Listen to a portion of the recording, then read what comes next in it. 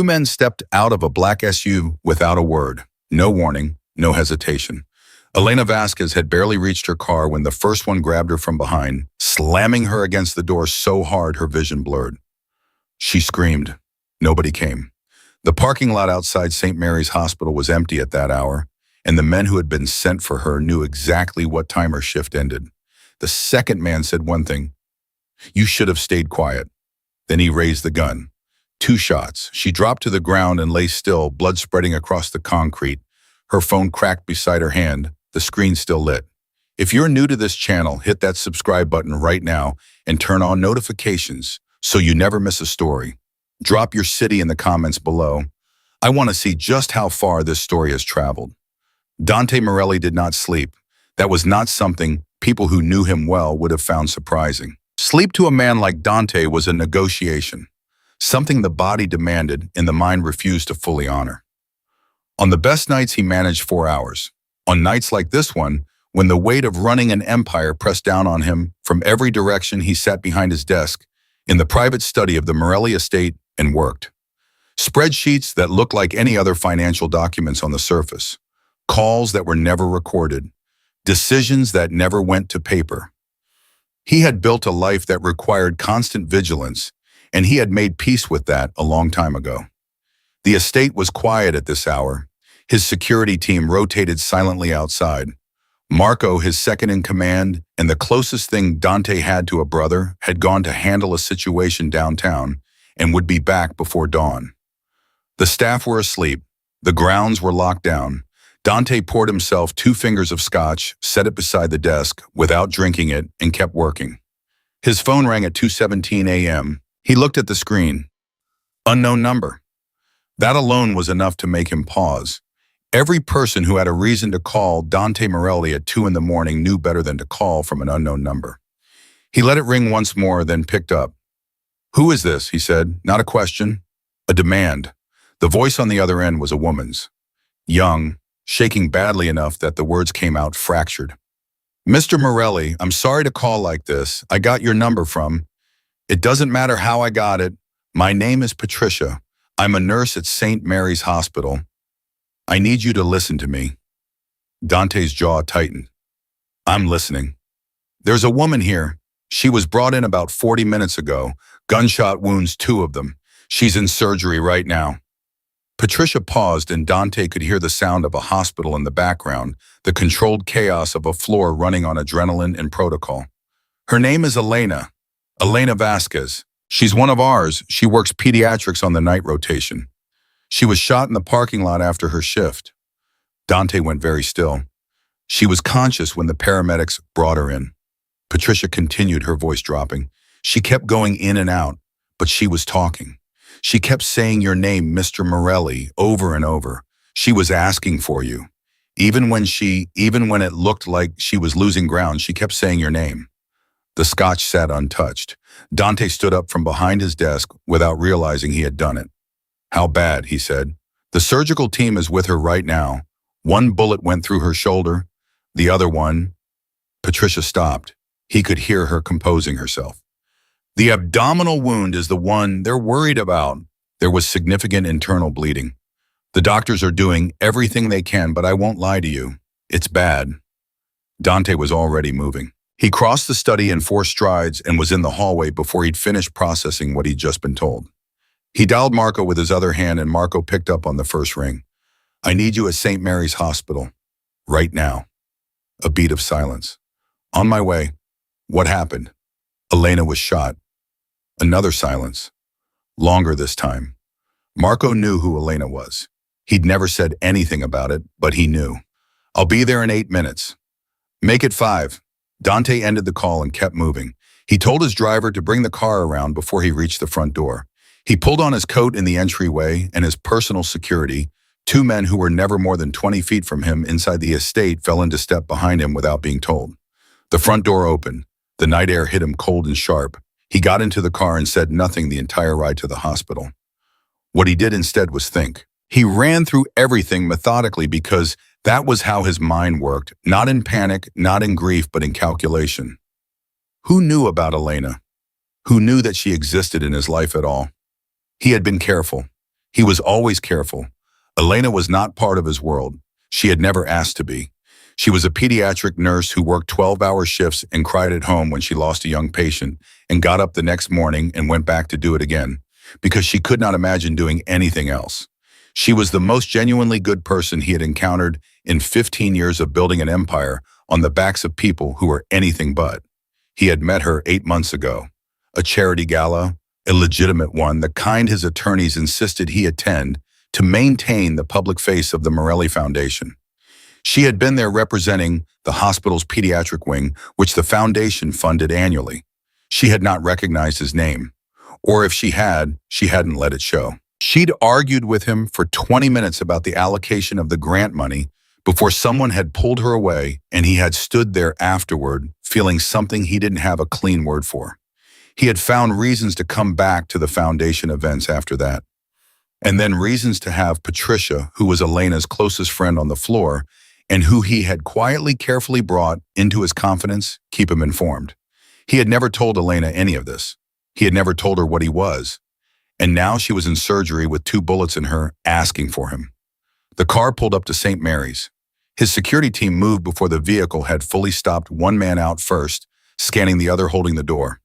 Dante stepped out and walked straight through the entrance like the building belonged to him, which in certain financial respects, it partially did. The lobby staff looked up. One of the nurses at the front desk stood automatically. A security guard reached for his radio and then thought better of it when he saw the men flanking Dante. The hospital administrator on night duty, a pale man named Griffith, who Dante had never met, appeared from a side corridor with the expression of someone who had been warned and still wasn't prepared. "Mr. Morelli," Griffith said, "we thank you for coming. We've arranged—" "Take me to her," Dante said. Griffith took him. Patricia was waiting outside the ICU. She was a stout woman in her early 40s, dark circles under her eyes, hands clasped in front of her like she was holding herself together through the force of that single gesture. When she saw Dante, something in her face shifted relief and dread in equal measure. "She's still in surgery," Patricia said immediately. "Dr. Richardson is leading the team. He's the best they have for abdominal trauma. He's done this before." "Tell me exactly what happened," Dante said. Patricia exhaled. Her shift ended at midnight. She was walking to her car she always parks in the north lot, same spot she's been parking there for 3 years. 2 men approached her. A witness from the upper floor saw it from a window. They came out of a black SUV. No plates, or the plates were covered. They grabbed her. She fought back. Patricia's voice caught briefly. "Elena would fight back. That's just who she is." And then the shots. The witness called 911 immediately. The paramedics were on scene in 6 minutes. "The witness?" Dante said. "Where are they now?" "We have them in a room on the 2nd floor. They're shaken up. One of our orderlies, a man named James, he's been here 11 years. He's not somebody mixed up in anything. He just happened to see it." Dante nodded. "Keep him comfortable. Don't let him talk to anyone outside the hospital until I say otherwise." Patricia nodded without hesitation. She had agreed to a certain arrangement months ago when Dante had first approached her protection for her family financial security and the understanding that if anything ever touched Elena, she would call him first. She had not imagined she would ever actually need to use that arrangement. She looked like she was still processing the fact that she had. "She said your name," Dante said. It came out quieter than he intended. "When she was conscious." "She did." Patricia looked at him steadily. "A lot. She kept saying it. The paramedics thought she was delirious trauma, does that people reach for things that matter to them. But she was coherent enough. She knew where she was. She knew what had happened to her, and the person she was asking for was you." Dante said nothing. He turned toward the doors of the ICU and stood there looking at them for a moment. "How long until she's out of surgery?" Dr. Richardson said at least another hour, possibly 2, depending on what they find. Marco arrived 11 minutes later, moving fast, his coat still half on. He found Dante in the corridor outside the ICU and pulled up beside him. They stood together for a moment without speaking, which was something they had done enough times in enough bad situations that it had become its own kind of communication. "I've got 4 men on the building perimeter," Marco said finally. 2 more into the lobby. Nobody comes in or out of this floor without clearance." "Good. I also made some calls on the way over." Marco lowered his voice, though there was no one near enough to hear. The black SUV matches a vehicle that was spotted twice in the last week near the hospital. Different driver each time, but same plates, which means the plates were deliberate. Somebody wanted us to be able to trace it if we looked. Dante turned to look at him. They wanted to be found. Or they wanted us to chase a ghost. Marco paused. It could be a message. Somebody making sure we know this wasn't random. It wasn't random, Dante said flatly. Elena has nothing. She's a nurse. She doesn't know anything about what I do. Somebody targeted her because of her connection to me, and they knew enough to know that connection existed. He stopped, which means we have a problem closer to home than a black SUV. Marco's expression didn't change, but his eyes sharpened. You think somebody talked? I think somebody knew, Dante said. And right now, I can't afford to assume the worst about anyone because if I'm wrong, I'll burn down something I need. But I'm not going to forget this conversation. Marco nodded once. What do you need from me right now? Find out everything there is to know about the men in that SUV. I don't care how long it takes or what it costs. I want names, I want addresses. I want to know who they ate breakfast with this morning. Tony's already on it. Then I want Tony's first report in my hands before Elena is out of surgery. Marco pulled out his phone and stepped away. Dante turned back toward the ICU doors. The fluorescent light above him hummed faintly. Down the corridor, a monitor beeped in steady rhythm. A nurse passed by without making eye contact, which told him that word had already spread through this floor about who was standing in it. He had stood in rooms like this before. He had sat with dying men, men who worked for him, men who had crossed him, men whose deaths he had arranged. He had never flinched. He had never felt the particular weight that was pressing down on him right now, which was not grief exactly, but something adjacent to it, the specific terror of helplessness, of a situation where money and power, and the cold efficiency he had built his life around, simply did not apply. Elena was behind those doors, and there was nothing he could do. Nothing except stand here and wait and try not to think about the last time he had seen her, which had been 3 weeks ago at the Foundation's quarterly dinner. She had laughed at something he'd said, genuinely laughed, and the practiced laugh of someone who wanted something from him, and the sound of it had stayed with him for days afterward in a way he couldn't account for and didn't examine too closely. He was examining it now. The double doors swung open and a scrub-clad woman came through at a pace that made Dante's chest tighten. She pulled her surgical mask down and looked at him, then at Marco's man, standing 6 feet away, and settled her gaze back on Dante. You're the person who asked to be notified, she said. It wasn't quite a question. Morelli, he said. Yes. I'm Dr. Chen. I assisted on the abdominal repair. She spoke with the direct, clipped delivery of someone who gave difficult news frequently and had learned that softening it too much made it worse. We've addressed the internal bleeding. The bullet was lodged against her lower left rib. We removed it. There was damage to the intestinal wall, which we've repaired. The shoulder wound was cleaner. She lost a significant amount of blood, and she's going to be in significant pain when she wakes up. But we did not lose her on the table. Something in Dante's chest released its grip by a fraction. She's being moved to recover now, Dr. Chen continued. Dr. Richardson will come speak with you shortly.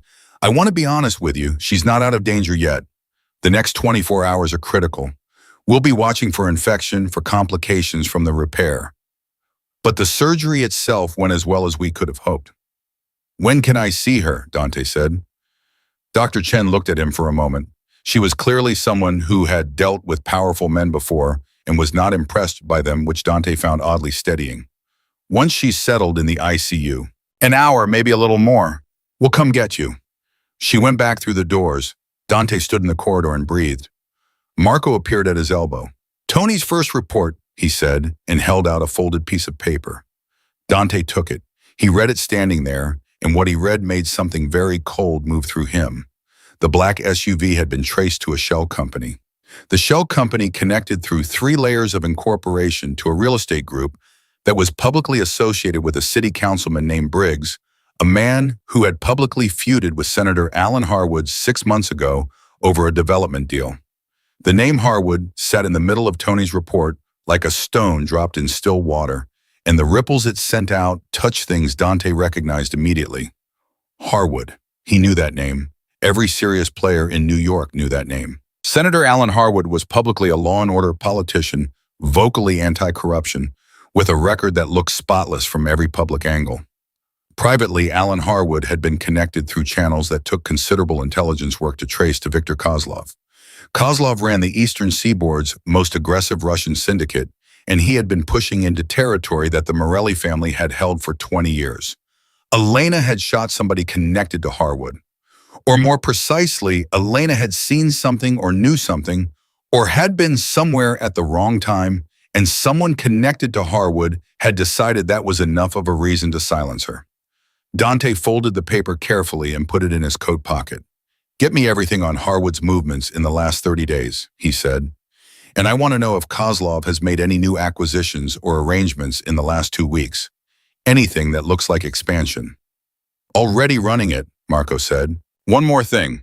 Dante looked at him directly. "I want to know how anybody outside this organization knew about Elena. I want to know the source of that leak. I want a name." Marco held his gaze. "I'll find it." "I know you will." Dante paused. "Because if you don't find it, whoever leaked it will find out what it cost to betray this family. And so will everyone who knew about it and said nothing." Marco nodded. He understood.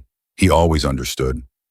Dante walked to the small waiting room at the end of the corridor and sat down. He did not check his phone. He did not make calls. He sat with his hands folded, looking at nothing in particular, and he waited. In 40 years of life and 15 years of running one of the most powerful criminal organizations in the country, he had learned many things. He had learned that cruelty was sometimes necessary and mercy was sometimes stronger.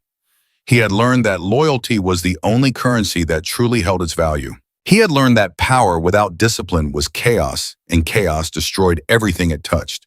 He had never learned how to wait in a hospital corridor for someone he cared about without feeling like the walls were closing in. An hour and 20 minutes passed. Patricia came to get him. "She's asking for you again." Patricia said softly. "She came around a few minutes ago. She's weak, very weak, but she's conscious and she's oriented. She knows where she is, and she's asking for you." Dante stood up. He straightened his coat. He followed Patricia down the corridor without a word, and when they reached the ICU room and Patricia pushed the door open, he stepped inside. Elena was pale in a way that cut him to look at. She was connected to monitors and an IV line, and her shoulder was heavily bandaged, and there were dark circles under her eyes that went deeper than exhaustion. But her eyes were open. And when he stepped through the door and she saw him, something shifted in her face, not relief exactly, but recognition. The particular recognition of someone who had been calling for a person and finally had them standing in the room. "Dante," she said. Her voice was barely there, scraped thin. He crossed to the chair beside her bed and sat down. He did not touch her hand. He looked at her face and kept his voice even. "I'm here." She closed her eyes for a moment, then opened them again. I didn't know who else." "Don't explain," he said. "You don't owe me an explanation." She looked at him for a long moment. Even like this, even half destroyed by what had been done to her, there was something in her expression that was entirely Elena direct, searching, not willing to be handled. "Do you know why they did it?" she said. Dante was quiet for a moment. There were things he knew already and things he was beginning to understand, and none of them were things he could say to her in this room at this moment. "We're going to find out," he said.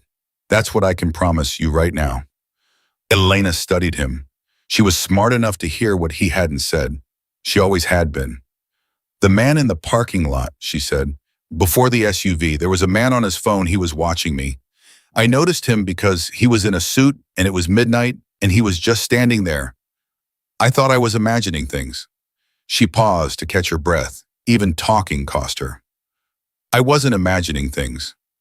"No," Dante said. "You weren't." "Who was he?" "I'm going to find out," he said, "and when I do, this stops." Elena looked at him for another moment. Then she said quietly, "You should know I'm not afraid of you." The statement landed somewhere unexpected. He hadn't been prepared for it. "What do you mean?" "I mean," she said, "that whatever you are, whatever your name means to the people who answer to you, I called for you because I trust you. I don't fully understand why I do, but I do." She stopped gathering what little strength she had. "I just wanted you to know that, in case this goes somewhere neither of us is ready for." Dante said nothing for a moment. Outside the room, the hospital continued its quiet business. A monitor beeped softly. Marco stood somewhere down the corridor. Tony was running information. The machinery of everything Dante had built was already in motion, aimed at whoever had put Elena in this bed. But in this room, in this moment, all of that was very far away. "Get some rest," he said finally. "I'll be here when you wake up." Elena closed her eyes. Her breathing steadied. Within 2 minutes, she was asleep. Dante did not move. He sat in the chair beside her bed and looked at the door and thought about a man in a suit standing in a parking lot at midnight on his phone, and about Victor Kozlov, and about Alan Harwood, and about the name that was going to surface when Tony finished his work. He thought about what it was going to pop, and he decided, sitting in that quiet room, that whatever the price was, he was going to pay it. Tony Ricci did not sleep either. That was not unusual for a man whose entire value to the Morelli organization rested on his ability to find things that other people had buried.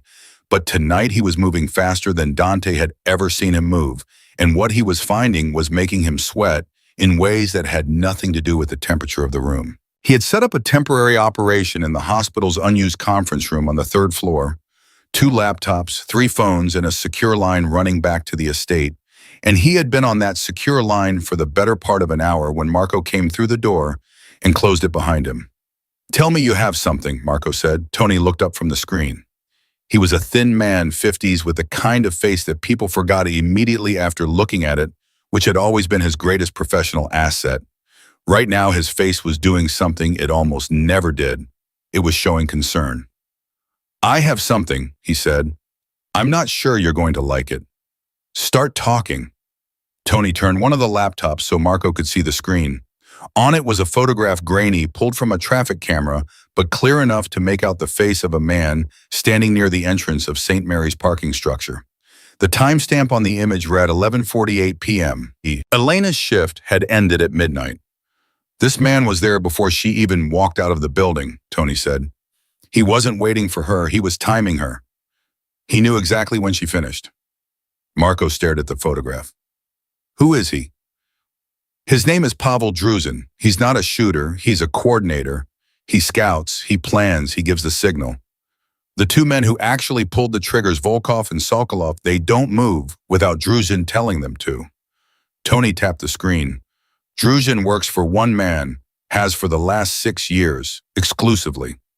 "Kozlov," Marco said. "Victor Kozlov." "Yes." Tony leaned back. "But here's the part that changes everything. Druzin wasn't contracted by Kozlov for this job. He was loaned out. Kozlov lent him to someone else, someone with money, with access, and with a very specific reason to want Elena Vasquez silenced." Marco pulled a chair out and sat down slowly. "Harwood. Senator Alan Harwood. Through 2 cutouts, both of whom have been on Harwood's unofficial payroll for over a year. The contracting chain is buried well, but not well enough. Whoever put it together was in a hurry. They didn't expect anyone to start pulling threads within hours of the shooting."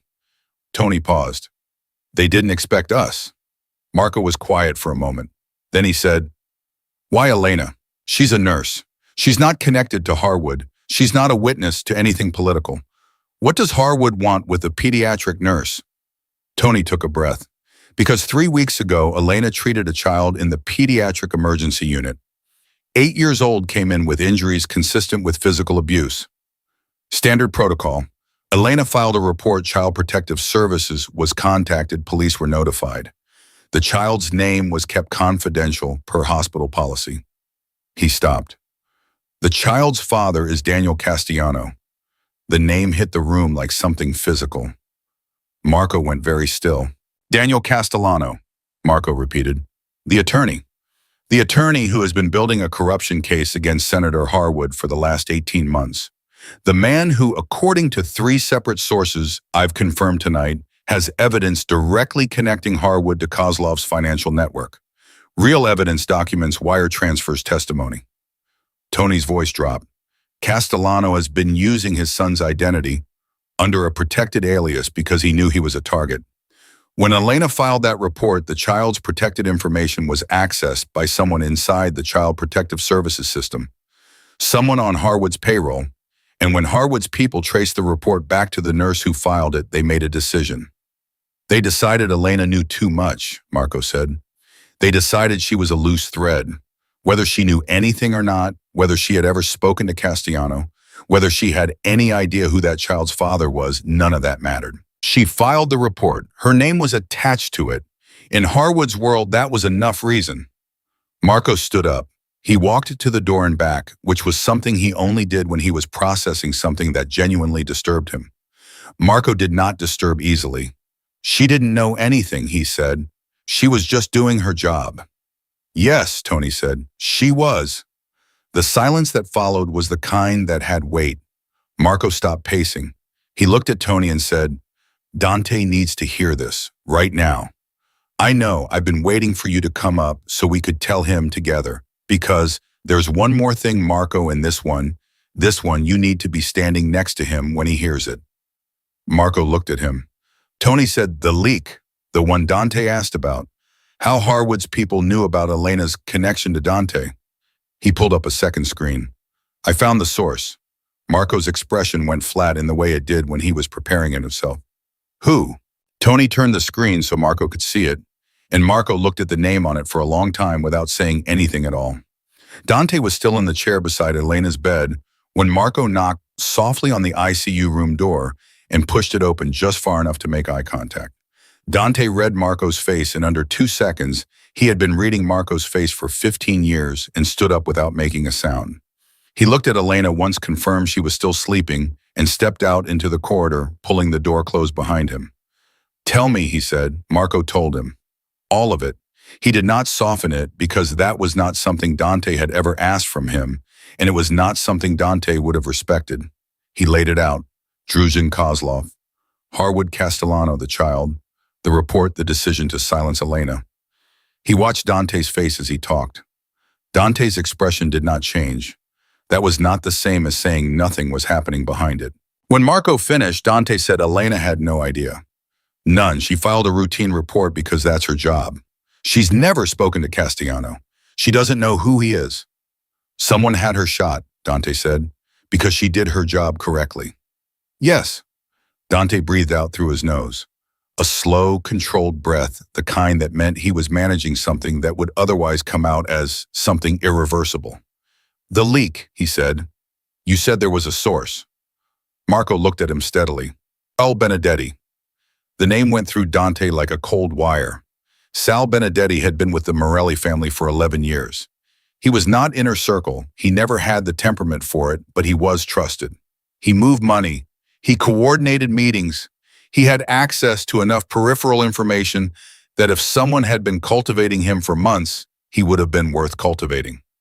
Sal knew about Elena, Dante said. He overheard a conversation at the foundation dinner 3 months ago. You and Elena stepped outside together for 12 minutes. Sal was near the door. He's been talking to a Kozlov intermediary for the last 5 weeks. For what? Dante said. What did he get for it? His gambling debts cleared. About $400,000 worth. Dante said nothing. He looked at the wall across from him. His jaw moved once tightening and then went still. Where is Sal now? He said finally. We picked him up 40 minutes ago. He's at the East Warehouse. He's talking. Let him talk. Dante's voice had gone to a register Marco recognized, quiet, even final. I'll deal with Sal when Elena is out of danger.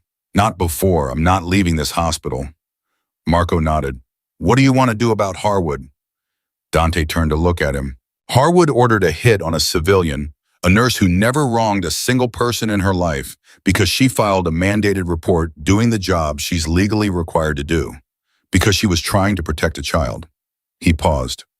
Harwood is a United States senator with ties to Viktor Kozlov, which makes him one of the most protected men in this city, and none of that is going to save him. How do you want to move? We don't move yet. We gather. I want every piece of information Castellano has on Harwood not to use against Castellano, not to interfere with his case. I want to know the scope of what Harwood is trying to protect, because that tells me how far he's willing to go and what pressure points he has. Dante looked back toward Elena's room. I also want Kozlov to understand that Druzin being involved in this is a declaration. Whether Kozlov knew what the job was or not, his man was used to shoot someone I consider under my protection. That conversation is going to happen. Just not tonight. I'll set it up. And Marco, Dante's eyes moved back to him. Sokolov, the second shooter. You said he went into hiding. He did, but we're close. Tony has two possible locations. When you find him, Dante said, I want to talk to him before anything else happens. I need to know if there was a third instruction, something beyond Elena. If Harwood was willing to move on her, I want to know if there were other names on that list. Marco understood immediately what he meant. If Harwood knew about Elena, Harwood might know about others people in Dante's orbit who were now exposed without knowing it. Marco said, I'll have Sokolov within 6 hours. He turned to go. Dante said, Marco. One word and something in the tone of it made Marco turn back fully. Dante looked at him for a moment. You found the leak in 4 hours. Tony found it. Because you pushed him to look. Dante said it plainly without ceremony. Thank you. Marco held his gaze. Between men like them, that word landed differently than it did in ordinary life. She's good people, Dante. We all know it. He paused. We'll handle it. He left. Dante went back inside. Elena was awake again. She had not been asleep as long as he'd thought, or she had come back up to the surface sometime while he was in the corridor. She was looking at the ceiling when he came in, and she turned her head when she heard the door. You were gone, she said. Had something to deal with. He sat back down. How are you feeling? Like I was shot twice. She said it with a dry flatness that was so entirely her that it caught him off guard for a moment, the sheer persistence of her personality through everything her body had been put through. The nurse gave me something for the pain. It's helping, mostly. She studied him. You found something out. It was not a question. She had always been able to read him better than most people, which was unsettling in a way he'd never entirely resolved. I found some things out, he said carefully. There are things I'm not going to tell you tonight because you need to rest and because some of what I know involves decisions I need to make before I share them. But I want to tell you one thing. What? He looked at her directly. What happened to you had nothing to do with anything you did wrong. You were targeted because you did something right, because you followed the law and protected a child who needed protecting. Somebody powerful decided that made you dangerous. He paused. You were not in the wrong place at the wrong time. You were in exactly the right place, being exactly who you are, and that's why you're in this bed. Elena was quiet for a long moment. Her eyes had gone to the ceiling again, and he could see her processing it, working through the architecture of it with the same methodical intelligence she applied to everything. A patient, she said finally. This is about a patient. Indirectly, yes. The boy. She said it quietly, almost to herself. Then she looked at him. The 8-year-old. He came in 3 weeks ago. The father had a protected identity. I didn't know why, I just knew the file was flagged. I did what I'm supposed to do. I reported the injuries. Her expression shifted, and for just a moment, something raw moved through it. Is the boy all right? Dante held her gaze. I don't know yet. I'll find out. She nodded. She pressed her lips together in that way she had when she was refusing to let something break her open in front of another person. Okay, she said. Okay.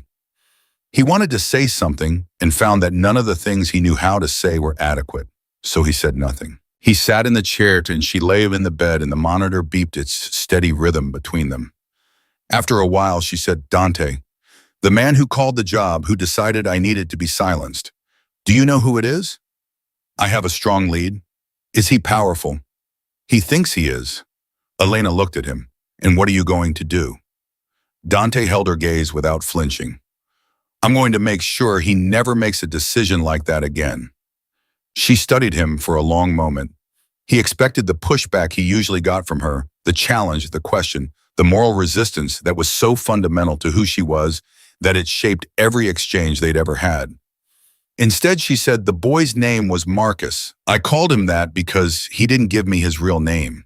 He said he liked the name Marcus. I want to know he's safe. I'll find out, Dante said. I promise. She closed her eyes again. This time he thought the sleep took her more gently, and he let himself exhale with it. It was close to 5 in the morning when Tony appeared in the doorway and gestured. Dante stepped out again, and Tony handed him a printed page and pointed to a line 2/3 of the way down. Sokolov called someone, Tony said. Before he went dark, one call 11 seconds to a number registered to a burner.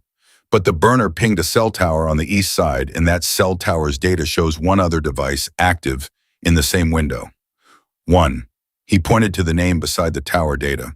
That device is registered to a holding company connected to Harwood's chief of staff, a man named Gerald Pruitt. Dante looked at the page. Sokolov reported into Pruitt after the shooting. That's what the data suggests. Which means Pruitt knew the status of the club within an hour of it happening. Which means Harwood knew Elena was in surgery at St. Mary's before most of the hospital staff did. Dante looked up from the page. And Harwood hasn't moved. Not yet. No additional assets we've been able to detect. Either he's waiting or he thinks the job is done, Dante said. He thinks she's dead or he thinks she's dying, and he's waiting to see which. He handed the page back. Get me Gerald Pruitt's home address, and I want 2 of our people outside that address within the hour, not moving, not engaging, just watching. If Pruitt makes a call, I want to know who he calls. Tony nodded and left. Dawn was beginning to suggest itself in the thin gray light coming through the corridor window at the far end of the floor. The hospital was shifting from its deep night configuration into the early morning rhythms, more staff, more movement, the particular energy of a building, waking up. Dante had not slept. He was not tired in any way he recognized as meaningful. The particular state he was in, hyper-focused cold at the edges, every sense sharpened and pointed toward a fixed objective, was one he knew well. It was the state he operated in when something mattered enough to override everything else. Patricia found him standing at the window at the end of the corridor and came to stand beside him. She had not gone home. He doubted she would until Elena was stable enough that leaving felt like a choice rather than an abandonment. She's sleeping better, Patricia said. Her vitals are stronger than they were 2 hours ago. Dr. Richardson is cautiously optimistic, his words. Cautiously, Dante said. He's a cautious man. Coming from him, that's almost enthusiasm. Patricia paused. She talked about you, you know, before any of this. Not about you specifically, she was careful about that. But there was someone she mentioned. She never said a name. She just said there was a man she'd met who made her feel, and then she'd stop herself and change the subject. Patricia looked at him sideways. I knew it was you. I work in a building that's partly funded by your foundation, and I'm not blind. Dante said nothing. She's not simple, Patricia said. In case you were worried about that. She knows more than she lets on. She's always known more. She just doesn't say things until she's sure of them. I know, Dante said. Whatever you're doing to find out who did this, just make sure that when it's over, she gets to go back to her life, her real life, her kids on the pediatric ward, and her Thursday night terrible cooking, and her late night runs along the river. Don't let this swallow her. Patricia looked at him steadily. She's not built for hiding. She told me the same thing, Dante said. Patricia nodded as if that confirmed something she'd already decided. Good, then you were listening. She went back down the corridor. Dante stayed at the window. Marco's call came at 5:43 a.m. Dante picked up immediately. We found Sokolov, Marco said. He was at an apartment in Ridgewood. He wasn't alone. Who was with him? A woman. We think she's his contact handler. She had 2 phones encrypted and documents with Pruitt's signature on them. Physical documents. The kind that somebody wrote out by hand because they didn't want a digital trail. A pause. Dante, the documents have 3 names on them. 3 targets. Dante's grip on the phone tightened. Elena is one. Elena is one. The second is Castellano himself. They were going to move on him within 48 hours. The third name, Marco stopped for half a second, which was the closest he ever came to hesitation. The third name is yours. The corridor was quiet. Somewhere behind him, a monitor beeped. The gray dawn light pressed against the window glass. Harwood put my name on a list, Dante said, with Pruitt's signature on the authorization. Yes. Dante stood with that for a moment. Not because it surprised him a man with Harwood's connections and Kozlov's resources would eventually get around to ambitious targeting, but because of what it meant for the sequence of events. Harwood had not shot Elena because she was a loose thread in isolation. He had shot her as step 1 of something larger. She was the first move in a game that was supposed to end with Castellano's case destroyed and Dante Morelli removed from the board. They started with the woman, Dante, they said, because they thought she was the softest target. They thought she would destabilize me before they moved on the harder ones. That's how I read it too, Marco said. They miscalculated. His voice was quiet and absolutely even. Get Sokolov talking. I want to know every conversation Pruitt had with him, every instruction, every timeline they were working on. And I want the physical documents secured and copied before anything else happens. Already done. Good. Dante looked out the window at the lightning sky. Marco, Harwood put my name on a list. I want you to understand what that means. I understand what it means. Then you understand that this doesn't end with stopping the next move. It ends with there being no more moves from any of them. He paused. Arrange the meeting with Kozlov, not a confrontation and information exchange. I want Kozlov to understand exactly how his man, Druzin, was used without his knowledge, and I want to see his face when I tell him that one of his loans ended up targeting me. Because if Kozlov didn't know, he's going to be furious. And if he was furious enough, he might just hand me Harwood himself. Marco said, and if Kozlov did know, Dante said, then this becomes a different conversation. He ended the call. He walked back down the corridor to Elena's room and stepped inside. She was asleep, her breathing steady. The monitor showed numbers that Dr. Richardson would have called cautiously optimistic. The morning was coming in now through the room's single narrow window, soft and gray, and indifferent to everything that had happened in the night. Dante sat down in his chair. He looked at Elena's face and thought about a woman who had fought with him for 20 minutes about grant allocation, who had laughed at something he'd said without calculation, who had filed a mandatory report about an injured child in the middle of the night shift, because that was her job and she would not compromise it regardless of what flags were on the file. He thought about the fact that she had nearly died for it. He thought about the boy named Marcus. He was going to find out if Marcus was safe. He had promised. Dante Morelli had many qualities that the world would not have called virtues, but when he made a promise, he kept it. Every time, without exception. He settled into the chair and he waited for the morning to finish arriving, and he began to think very carefully about how each piece of what he now knew was going to be used not in anger, not in reaction, but with the precision of a man who had been underestimated one final time by someone who would not get a second opportunity to make that mistake. The meeting with Viktor Kozlov did not happen in a restaurant or a private club or any of the places where men like them typically conducted the kind of business that never went to paper. It happened in the back of a moving vehicle, a black SUV, ironically enough with tinted windows, and a route that circled the same 12 blocks of Lower Manhattan for 40 minutes without stopping. That was Kozlov's condition, and Dante had accepted it because the condition told him something useful. Kozlov was afraid. Not of Dante specifically, the Russian was too proud and too well insulated for simple fear, but of whatever was moving through the city's underside right now. Invisible and fast-touching things that weren't supposed to be touchable. Kozlov was already in the vehicle when Dante got in. He was a large man, late 60s, with white hair, cut close, and the kind of physical stillness that came not from calm, but from decades of training himself not to telegraph. He had two men in the front. Dante had told Marco to stay outside. That was also a condition. Kozlov's and Dante had accepted that one too for the same reason.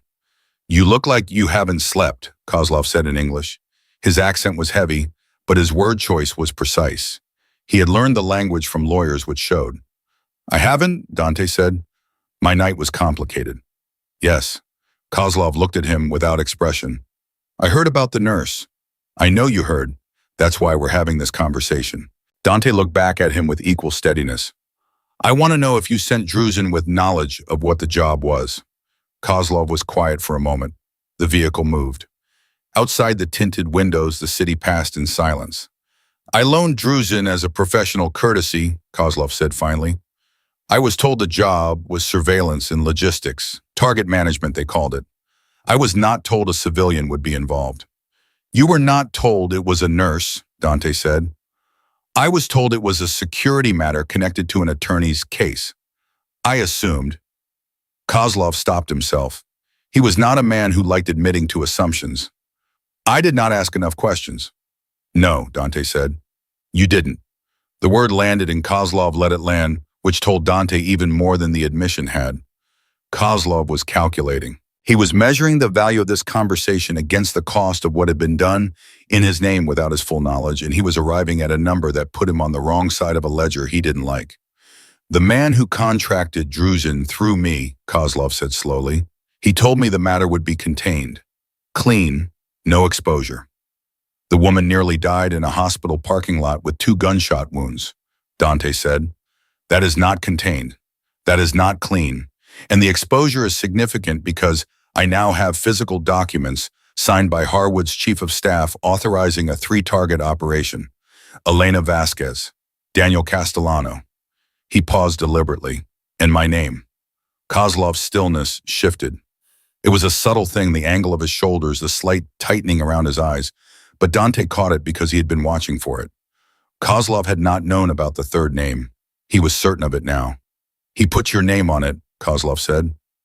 He did. Which means Harwood wasn't just running a cleanup operation on a legal case. He was making a play, and he used your man to start it. Dante leaned forward slightly. Victor, think about what I'm telling you. Harwood used your organization as the first move in a play against me. If it had gone the way he planned, if Elena had died, if Castellano had been eliminated, then my response would have pointed directly at your people. Because Druzin's name is on the security footage. Because the shell company traces back to Kozlov-connected accounts. You would have had a war with me that Harwood never intended to survive himself. The vehicle made another slow turn. Kozlov said nothing for a long time. He was going to use me as the weapon, Kozlov said finally, and then step back.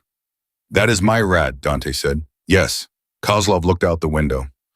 Whatever was moving behind his face was doing it far below the surface in a place he didn't share with anyone. Then he said, what do you want from me?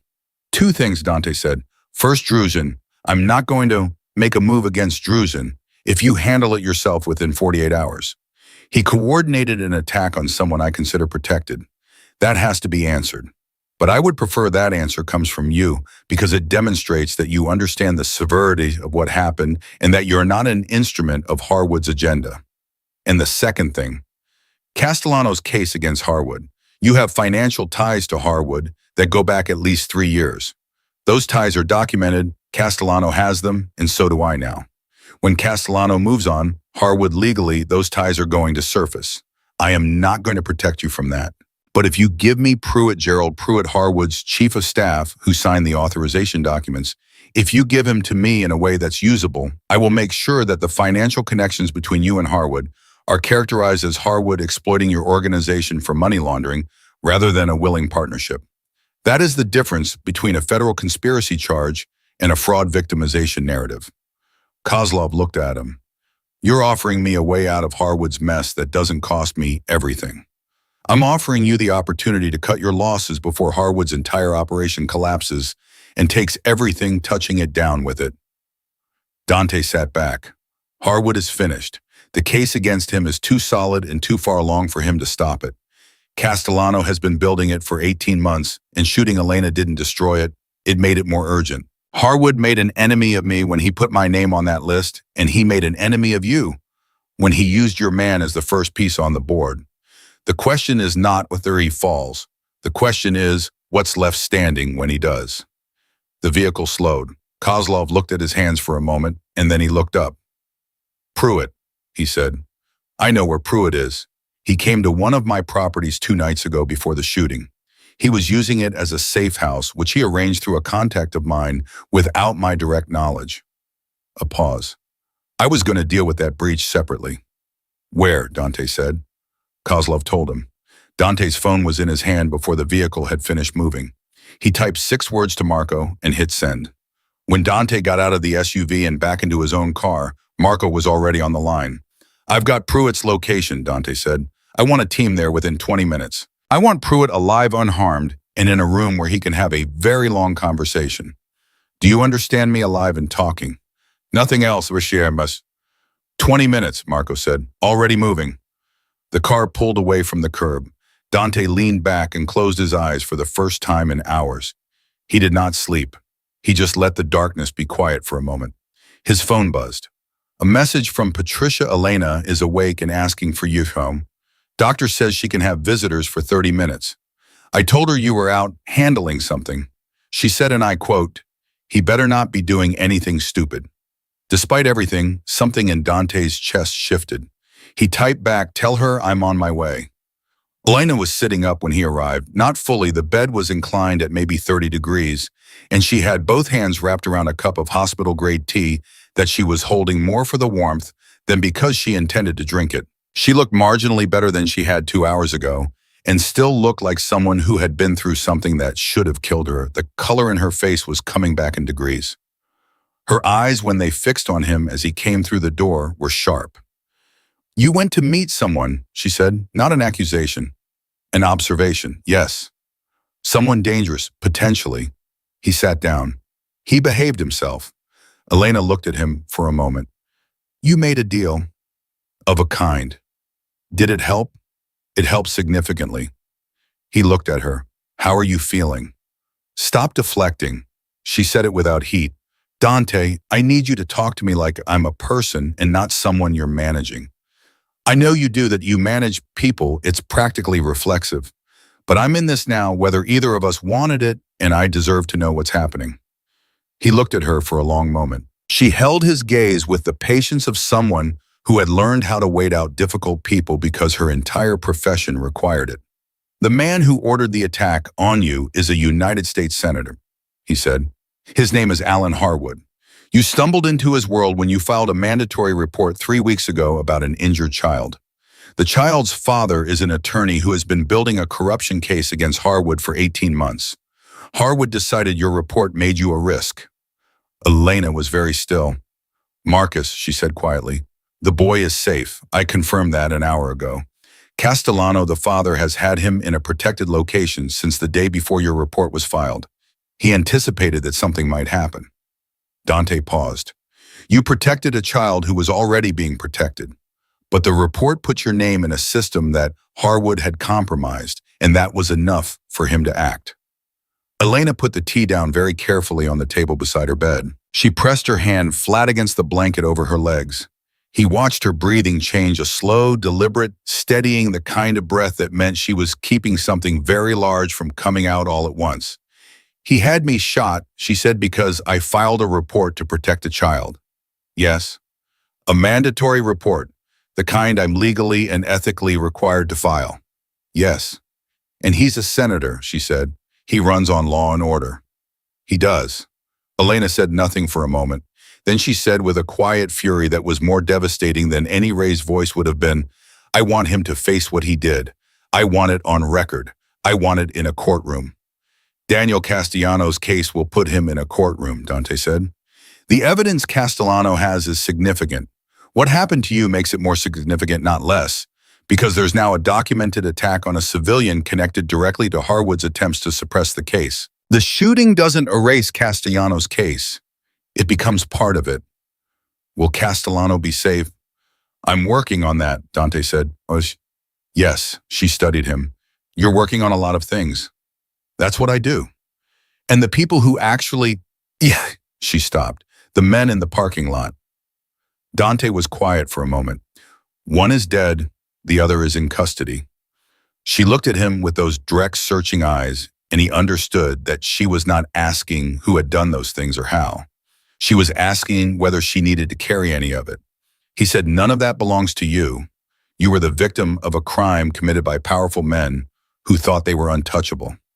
Everything that follows from it is the consequence of what they did, not what you did." Something in her face shifted, a slight release of tension across the forehead, the particular expression of someone who had been holding a question for hours and had finally received an answer they could accept. "Okay," she said. "Okay." Marco called while Dante was still sitting with Elena. He stepped out into the corridor and picked up. "We have Pruitt," Marco said immediately. He was exactly where Kozlov said. 2 of Harwood's private security were with him. They stood down when they understood the situation. A pause. He started talking before we even sat him down. He's been trying to find out of this for 24 hours, and he didn't see one until we walked through the door. "What is he giving us?" "Everything," Marco said, and there was something in his voice, not satisfaction exactly, but the particular flatness that meant the intelligence was big enough to be sobering. "Dante, this goes further than Harwood. Pruitt has documentation of communications between Harwood Kozlov and three other public officials, a federal judge, a deputy commissioner of the NYPD, and a city council president. Harwood wasn't just protecting himself from Castellano's case. He was protecting a network, an entire infrastructure of corruption that's been running for 7 years. Dante leaned against the corridor wall. 7 years. The financial routing alone, as Pruitt says, it's in the hundreds of millions. Money moving through Kozlov's real estate holdings into Harwood's political operation and back out through city contracts. Construction deals, licensing, law enforcement, resource allocation. Pruitt signed off on most of it. He knows where everybody is buried because he helped dig the holes. He'll testify, Dante said. He wants immunity, he wants protection for his family, and he wants a deal that keeps him out of federal prison. He says he'll give Castellano everything he has in exchange. Get Castellano on the phone, Dante said. Not through intermediaries. I want to speak to him directly. A silence. Dante, talking directly to Castellano. I know what it means. Do it anyway. He paused. Pruitt's information is Castellano's case. I'm not going to use it separately. I'm not going to leverage it for anything outside of what it's meant for. But Castellano needs to know what Pruitt has, and he needs to know that the man who ordered the attack on his star witness, because that's what Elena is now. Whether she asked to be or not, that man is exposed. Castellano has been building this case for 18 months in the dark. He deserves to know that the walls are closing. Marco said, I'll get him. The call came back 20 minutes later. Dante took it standing in the stairwell at the end of the ICU floor. Alone, the door closed. Daniel Castellano's voice was tightly controlled, the voice of a man who had been living under sustained dangerous pressure for so long that control had become his default state. He sounded like someone who had not had a full night of sleep in months, and he probably hadn't. Mr. Morelli, he said. He did not pretend to be surprised by the call. I heard about the nurse. I want you to know I didn't anticipate that they would move on a civilian that peripherally connected to the case. I thought the report would get buried internally. I didn't think... You don't owe me an explanation, Dante said. She's going to be all right. That's the only part that matters to me about what you should or shouldn't have anticipated. A brief silence. Is Marcus safe? Castellano asked, and the control in his voice cracked fractionally on his son's name. Yes, he's safe. He's been safe. I confirmed it. Thank you. 2 words and the weight behind them was everything. Why are you calling Mr. Morelli? Because I have Gerald Pruitt in a room and he wants to talk, and what he wants to talk about is your case. Dante kept it simple and direct. I'm not interested in Pruitt's information for my own purposes. He's yours, his testimony, his documentation, all of it. I want you to have access to him within the next 6 hours before Harwood realizes he's gone dark and starts burning everything touchable. Another silence. Longer this time. You're handing me Harwood's chief of staff. He handed himself to me by hiding in a property connected to someone I just had a productive conversation with. I'm redirecting him to the place where he's most useful. Dante paused. There's one condition. Name it. Elena Vasquez. Whatever she witnessed, whatever she knows, whatever role she plays in the legal case, she is a protected witness. Not on paper necessarily, but in practice. Her name gets kept as quiet as possible for as long as possible, and when the time comes that it can't be kept quiet anymore, there are protections in place, real ones. Agreed, Castellano said immediately without negotiating. She filed a report to protect my son. Protecting her is not a condition, it's an obligation. Good, Dante said. I'll have Pruitt transferred to a location you specify within 2 hours. Send the address through the contact who connected this call. He ended the call and walked back to the ICU. Patricia was in the corridor when he came around the corner, and her expression stopped him mid-stride. She was holding her phone, and whatever she had just read on it had taken the color from her face. What happened? Dante said. This just went out on a news alert. She held the phone toward him. He took it and read. It was a brief statement from a hospital media account, not St. Mary's, a different hospital, reporting that a prominent attorney had been found unresponsive in his car near the Brooklyn Bridge and had been transported to the emergency room in critical condition. The attorney's name was Daniel Castellano. Dante looked at the timestamp on the alert. It had gone out 11 minutes ago. His call with Castellano had ended 22 minutes ago. Marco, he said, dialing as he turned away from Patricia. Marco picked up on the first ring. Castellano is in an emergency room near the Brooklyn Bridge.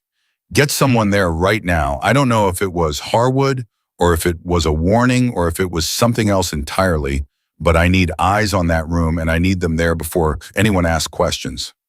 On it, Marco said. Dante of Harwood moved on Castellano tonight while Pruitt is in our custody. It means Harwood knows Pruitt is gone, Dante said. It means he's burning the case from multiple ends at the same time. And it means we are out of time. How do you want to move? Dante thought for exactly 4 seconds. Wake up our attorney. I want a federal contact on the phone within the hour, someone who can accept Pruitt's testimony directly and put it into a protected record before the morning is out. If Castellano is incapacitated, his case doesn't die with him. The evidence exists independently. But it needs to be in the right hands before Harwood's people find a way to access the records. Federal means exposure for us. I know, do it anyway. He put the phone in his pocket and stood in the corridor and thought about the way a man like Harwood operated, not with the direct brutality of someone like Kozlov, but with the particular viciousness of someone who had spent decades hiding behind institutions and had learned to use them as weapons. He thought about the network Pruitt had described: 7 years, hundreds of millions, a federal judge, a deputy commissioner. He thought about how something that large had stayed hidden that long and what it said about the people who were supposed to be watching. He went back into Elena's room. She was not asleep. She was sitting up, and she looked at his face and said immediately, "Something else happened." "Yes." "Tell me." He sat down. He looked at her for a moment, and in that moment he was acutely aware of the gap between the life she had and the world she had stumbled into, the pediatric ward, and the Thursday cooking, and the river runs that Patricia had described, set against everything that was happening right now, in corridors and parking lots and moving vehicles and hospital rooms across the city. And he was aware that the gap was not unbridgeable because she was sitting here looking at him with clear eyes and demanding the truth, which was exactly what someone strong enough to cross that gap would do. "Castellano was attacked tonight," he said. "He's alive, that's all I know right now. I have people at the hospital." Elena's jaw tightened. "Harwood, most likely. He's trying to destroy the case by eliminating everyone connected to it," she said, and she said it with a clinical precision that came from having understood, while she'd been lying here in this bed, the full shape of what she'd been drawn into. "He shot me. He went after Castellano. What else does he have access to? Who else is on that list?" "Pruitt is the only one who knows the full scope," Dante said, "and Pruitt is currently talking." "Then you need to get Pruitt's information recorded somewhere that Harwood can't reach it," she said, "tonight, right now, because every hour you wait is an hour Harwood has to burn evidence." "I know," he said. "It's being handled." "Dante." She reached out and put her hand on his arm, the first time she had done that, first time with intention, with weight, as a person reaching for another person rather than a patient reaching for a chair. "Don't let him get away with this. Not because of what he did to me. Because of what he's been doing to this city for 7 years. Because of the judge and the contracts and the money and all the people who got hurt by decisions made by someone who was supposed to be serving them." Her grip on his arm was stronger than he expected. "Don't let him walk away clean." He looked at her hand on his arm, and then he looked at her face. "He won't," Dante said. And the way he said it, flat, quiet, absolute, made Patricia, who had come to the doorway and stopped without either of them noticing, turn around and walk back down the corridor without a word. The federal contact's name was Catherine Voss, and she picked up on the second ring at 6:47 in the morning, which told Dante everything he needed to know about the kind of attorney she was. He had used her twice in the past decade, not for criminal defense, never for that, but for the kind of complex federal navigation that required someone who understood both the law and the spaces between it. She was 61 years old, had argued before the Supreme Court 4 times, and she had a voice like someone who had never once in her professional life been surprised by anything a human being was capable of. "Tell me what you have," she said without preamble, without asking why he was calling before 7 in the morning. He told her. He laid it out in the same methodical way he had laid it out for Marco and for Kozlov, Harwood, Pruitt. The documents, the network Castellano's case, the attack on Elena, the attack on Castellano, the timeline. He gave her the scope of what Pruitt was claiming and what the physical documentation supported. He did not minimize and he did not embellish. When he finished, there was a brief silence on the line. "Where is Pruitt right now?" she said. "In a secure location. He's been cooperative since the moment we found him. He wants immunity and witness protection for his family. He'll give everything in exchange." "I need to speak to him directly within the next 90 minutes, Voss said. "Not through intermediaries. If his testimony is going to carry federal weight, the chain of custody on how it was obtained has to be clean enough to survive a defense team that Harwood can absolutely afford. I can have him at a location of your choosing within the hour. There's a federal prosecutor I trust," she said. "His name is Egan James Egan. He's been working organized crime and public corruption for 11 years, and he is not compromised. I know that because I've watched him turn down things that would have compromised him. I'm going to call him right now. He will not be happy about the hour. He will be very happy about what you're handing him." "One condition," Dante said. "Elena Vasquez," Voss said immediately. She had been in the law long enough to know how these things worked. "The nurse. Her name gets protected for as long as legally possible. When it can't be protected anymore, she has formal witness status and every procedural safeguard that comes with it." "That's not a condition," Voss said, echoing almost exactly what Castellano had said. "That's basic procedure. Done." She ended the call. Dante stood in the stairwell for a moment longer, and then he walked back out into the corridor and found Marco waiting at the far end. "Castellano," Dante said. The single word asked the question. "Live," Marco said. "He was hit from behind in the parking garage near his office. Blunt force, they wanted it to look like a mugging, but whoever swung at him either misjudged or pulled back at the last second. He has a serious concussion and a fractured wrist. He was conscious when he was brought in. He's already asking for his case files." Something in Dante's chest released its tension by a fraction. His people, his protective detail was pulled. That's the part that bothers me. Someone told them to stand down 2 hours before the attack. The order came through what looked like an official channel, but it was spoofed. Marco paused. "Harwood has someone inside law enforcement who can move protective details. That's the deputy commissioner Pruitt mentioned." Dante absorbed that. "Then Castellano needs our people outside his room, not law enforcement at ours. Already arranged. And the deputy commissioner, I want his name from Pruitt before anything else. Because if he can move protective details, he can also bury reports, reassign investigators, and contaminate evidence chains. He is the most dangerous person in Pruitt's list, and I want him identified and neutralized before Voss puts Pruitt in front of Egan." Marco pulled out his phone and stepped away. Dante looked down the corridor toward Elena's room and made a decision. He walked to her door and looked through the narrow window in it. She was asleep. He let her sleep.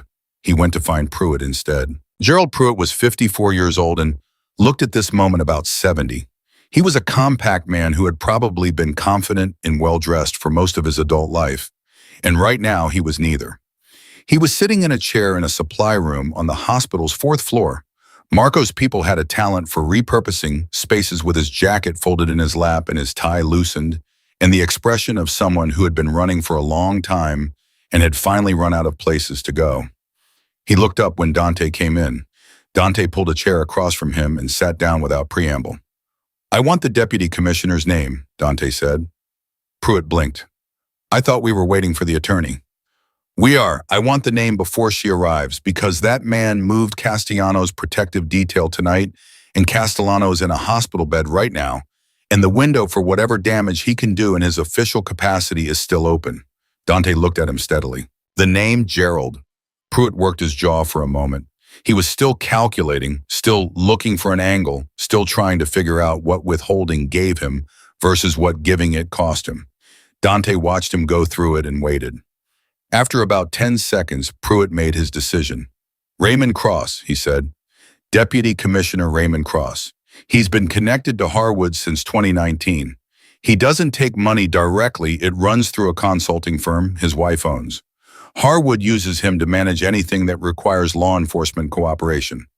Moving personnel, suppressing reports, redirecting investigations." Is Cross aware that you are currently cooperating? I don't know. I cut contact the minute I understood what Harwood had done with Drusen. I didn't. Pruitt stopped. He pressed his hands flat on his knees. I signed those authorization documents because Harwood told me it was a surveillance operation. A warning, I did not authorize a shooting. I want that on record. You authorized an operation run by a man who coordinates targeted attacks on civilians, Dante said evenly. What you understood it to be, and what it was, are two different things. The distinction will be relevant to whatever deal you make with the prosecutor. It is not relevant to me. He paused. Right now, what is relevant to me is Cross. Can you give us enough documentation to demonstrate Cross's involvement to a federal prosecutor without any supporting testimony from Harwood or yourself? Pruitt nodded slowly. There are emails. They were supposed to be encrypted, but I kept unencrypted copies. Insurance. He looked slightly ashamed of how quickly he admitted that. I keep copies of everything. It's a habit. They're stored off-site, not digitally physical copies in a storage unit in Westchester. Give Marco the address and the access code, Dante said. Within the next 30 minutes, I want someone at that unit. He stood. Pruitt looked up at him with the expression of a man who wanted to ask something and wasn't sure he had the standing to do it. The nurse, Pruitt said. Is she going to be all right? Dante looked at him for a long moment. Yes, he said. No thanks to the documents you signed. He left Pruitt with that. Marco had the deputy commissioner's name and the storage unit information in hand before Dante reached the elevator, and two men were en route to Westchester 20 minutes later. Catherine Voss arrived at the hospital at 8:15 with James Egan beside her, a lean, serious man in his mid-40s who had the permanently alert look of someone whose job required him to catch people lying. He shook Dante's hand with the brisk efficiency of someone who had decided in advance not to waste time on the strangeness of the situation. Your attorney explained the parameters, Egan said. I want to be clear that my engagement here is entirely conditional on the evidence being what you've described. If Pruitt's documentation supports his claims, we move. If it doesn't hold up, this conversation didn't happen. It will hold up, Dante said, and there's additional physical documentation arriving from a storage unit in Westchester that Pruitt kept as personal insurance. You will have it within 2 hours. Egan looked at him with an expression that was somewhere between professional assessment and reluctant respect. You've moved fast. Someone I care about was shot in a hospital parking lot, Dante said. Fast seemed appropriate. Egan nodded once and Voss took him to Pruitt, and Dante stood in the corridor and thought about Raymond Cross. He thought about Cross for exactly as long as it took Marco to come back and confirm that Cross had arrived at his office at 7:30 that morning and had already made 11 phone calls, 3 of which pinged cell towers in the vicinity of the Brooklyn Bridge Hospital where Castellano was being treated. Cross was making moves. He did not yet know that Pruitt had flipped, and he was operating on the assumption that he still had time to contain this. We have to move on Cross before he realizes Pruitt is talking, Dante said. Not directly. Anything we do to Cross directly becomes a complication for Egan's case. But Cross doesn't know the scope of what Pruitt has. If someone lets it be known to Cross that Pruitt's storage unit has been accessed. Marco caught it immediately. We let Cross think Pruitt is burning him specifically, make him panic. A panicking man in Cross's position makes calls he shouldn't make, sends messages he shouldn't send, and reaches out to Harwood in ways that create a paper trail that Egan can use. Dante looked at him. Can you get word to Cross through a channel that won't trace back to us? There's a reporter, Marco said. She's been circling the Harwood story for months legitimately on her own investigation. She doesn't know us, but if she received an anonymous tip that a storage unit registered to a Harwood associate had been accessed by federal personnel this morning, she'd run it immediately. And Cross monitors his press contacts obsessively. Do it, Dante said, but the tip cannot include his name, or Castellano's current condition, or Pruitt's location. Just the storage unit and the federal access. Marco had his phone out before Dante finished the sentence. The next 2 hours moved with the particular compressed intensity of a situation that has reached its point of no return and is now accelerating toward whatever conclusion gravity demands. Voss and Egan spent 90 minutes with Pruitt and came out with expressions that told the story clearly. Voss looked satisfied in the controlled way of someone whose professional instincts had been proven correct, and Egan looked like a man who had just been handed something he'd been chasing for years and was trying not to let the magnitude of it show on his face. "We're taking Pruitt into federal protective custody," Egan said. "I've already made 2 calls. There will be agents here within 40 minutes. He paused, which was not something Dante had seen him do yet. "The documentation is extensive. What Pruitt has maintained in that storage unit it's a significant evidentiary record. Cross Harwood, the judge, the financial routing, the contract manipulation, 7 years of it." Another pause. "The nursing case, the report Elena Vasquez filed, it's going to be central to the narrative of how this was uncovered. Her name will become part of the public record at some point. I want you to understand that." "When it does," Dante said, "she will have every protection available to her." Egan studied him. "You have an unusual investment in this case, Mr. Morelli." "Someone tried to kill her," Dante said. That's the investment." Egan held his gaze for a moment, made whatever internal calculation he was making and let it go. "The agents will be discreet. They understand the sensitivity of the situation." He shook Dante's hand again. "I'll be in touch through Ms. Voss." He left with Voss. Marco appeared immediately. "Cross took the bait," he said. "He made 6 calls in 15 minutes after the reporter's tip went out. 2 of them were to numbers connected to Harwood's private line. Our contact at the cell carrier flagged them." "Egan has those numbers," Dante said. "Make sure he has the flagging data too." "Already sent." Dante looked at his watch. It was 10:20 in the morning. He had been awake for roughly 31 hours. His body registered this as a distant and unimportant fact. He went back to Elena. She was awake, and Dr. Richardson was with her when he knocked, and Richardson turned with the expression of a man who had made peace with the fact that Dante Morelli was going to be present in his ICU, whether or not it was standard procedure. He gave Dante a brief update. The vitals were stronger, the overnight infection risk had not materialized, the abdominal repair was holding, and then he excused himself with the quiet efficiency of a man who understood that some conversations needed to happen without witnesses. Elena watched Richardson go and then looked at Dante with eyes that were clearer than they had any right to be given everything her body had been through. "You look terrible," she said. "And thank you," he said, sitting down. "I mean it. You've been awake all night and you're still in last night's clothes, and there's something in your face that I can't read, which is unusual because I can usually read you." She studied him. Something happened. Several things happened, most of them in the right direction. Castellano. Alive, concussion. He's going to be angry and he's going to be fine. Dante leaned forward with his forearms on his knees. "Pruitt is in federal custody. An assistant U.S. attorney named Egan has his testimony and his documentation.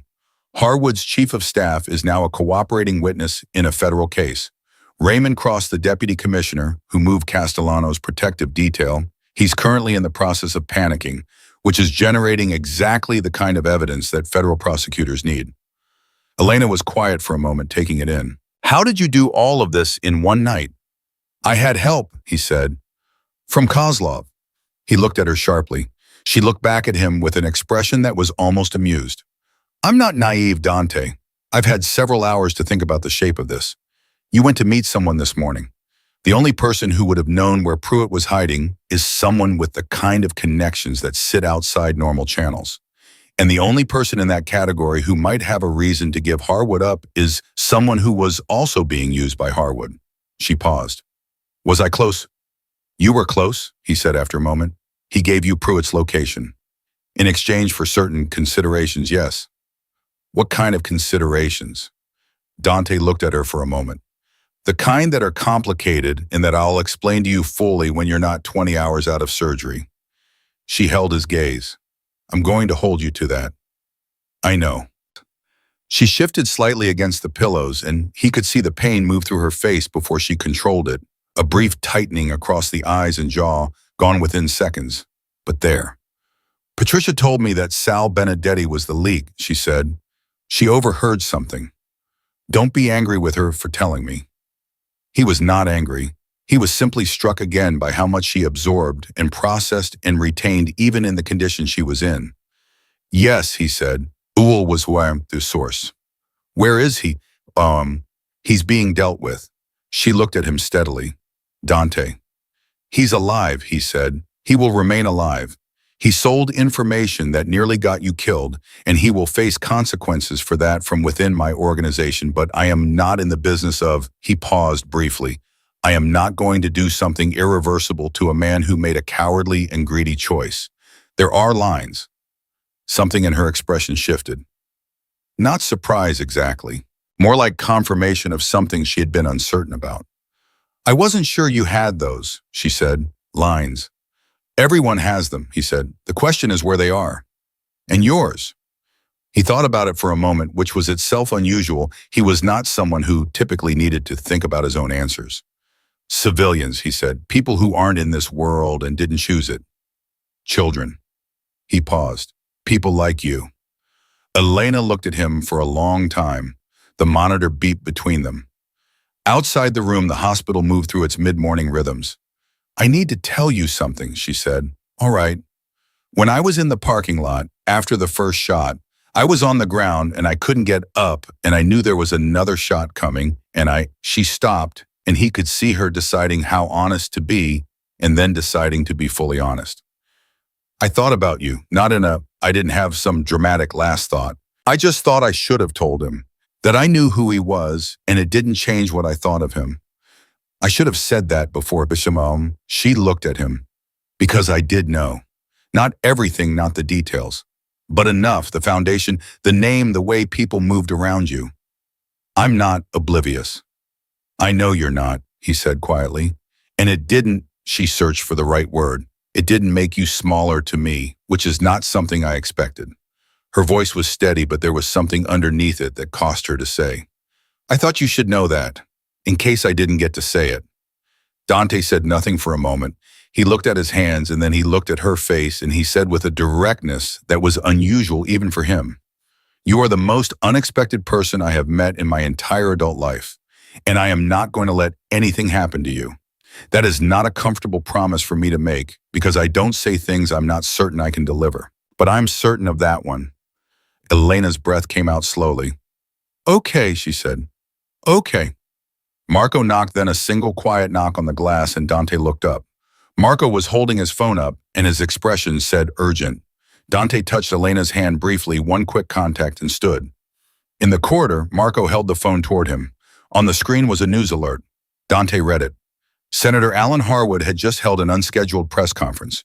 He had announced, standing in front of a bank of cameras outside his Manhattan office, that he was fully cooperating with a federal investigation into allegations of corruption, that several members of his staff had acted independently of his knowledge and direction, and that he was deeply troubled by recent events.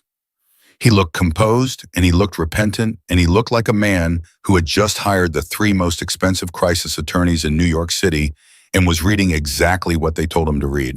He was throwing Pruitt under the bus publicly before Pruitt could throw him.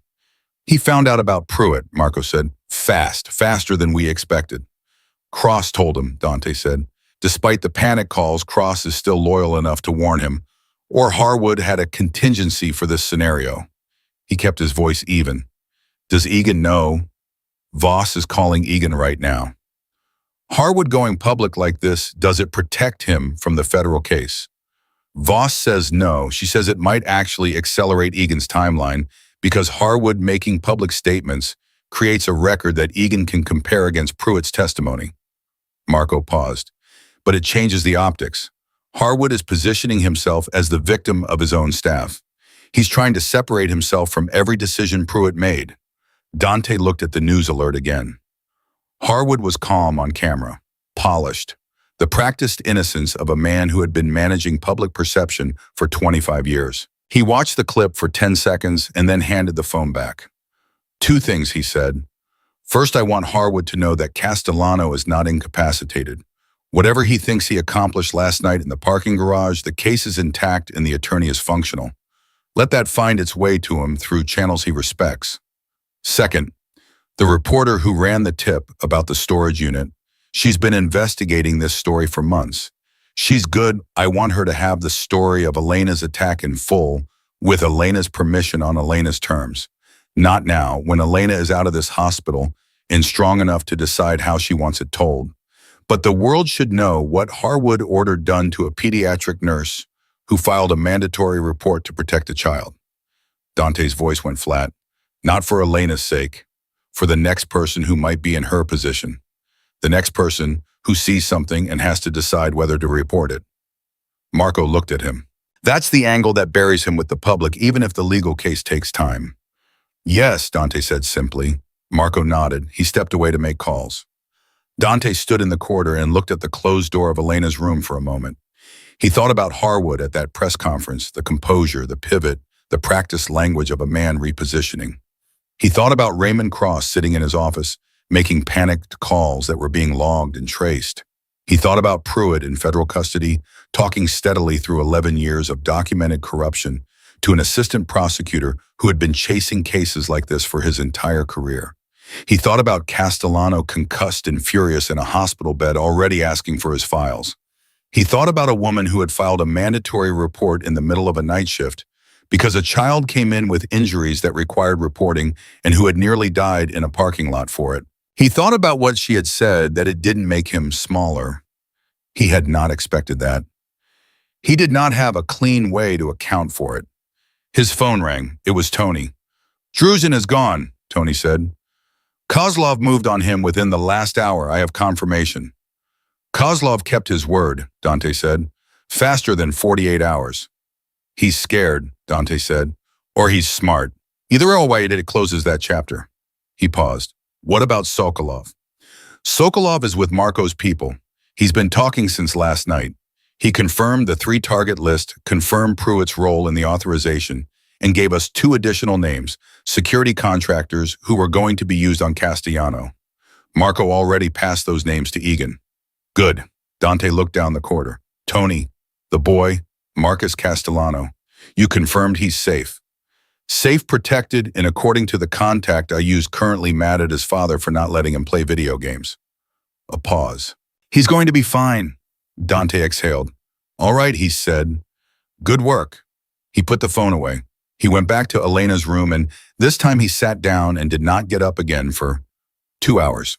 He sat in the chair and she slept, and he did not sleep, but he let the machinery of the morning run without his direct hand on every piece of it, because the pieces were moving correctly now, and what Elena needed was not him managing another crisis, but him being in the chair.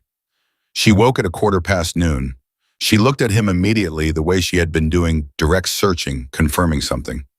"You're still here," she said. "I said I would be." "You did." She looked at the ceiling for a moment and then back at him and, "What happened while I was asleep?" he told her. Harwood's press conference, Kozlov and Druzin, Cross's panicked calls, Egan's accelerating timeline. He told it plainly and in order, and she listened the way she always listened, with complete attention, processing everything, asking a sharp question at exactly the moment when most people would have missed the thing worth asking. "He threw Pruitt to the press," she said. "Publicly." "Yes. That's not a man trying to escape. That's a man trying to control the narrative while he still can." She paused. "He thinks he can still manage this." "He does," Dante said. "Can he?" Dante looked at her. "No," he said. "He cannot." She looked at him for a long moment, and then she said, "I want to talk to the reporter." He was quiet. "You're 20 hours out of surgery." "I know, I'm not saying today, but I'm saying I want to, on my terms and my words when I'm ready." She met his eyes steadily. "This is my story, Dante. What happened to me is my story to tell. I don't want it managed or shaped or softened. I want it told straight." He looked at her for a moment. "All right," he said. "On your terms, when you say so." She nodded once with the certainty of someone who has made a decision and closed the door behind it. Outside the room, the city kept moving. Harwood was in front of cameras. Egan was building a case. Cross was making calls that were being recorded. Kozlov was making calculations.